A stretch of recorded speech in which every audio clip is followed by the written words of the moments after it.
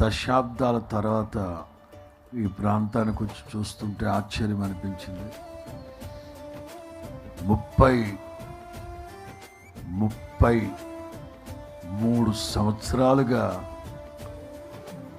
ఈ వీధిలో తిరుగుతుండేవాళ్ళం. Early 90s SPG గ్రౌండ్స్లో మీటింగ్ ముగించాక మేమందరం రాత్రి 12-1 గంటకి మైక్ సామాన్లన్నీ సర్దుకొని నడుచుకుంటూ వచ్చేవాళ్ళం. పాస్టరమ్మ గారు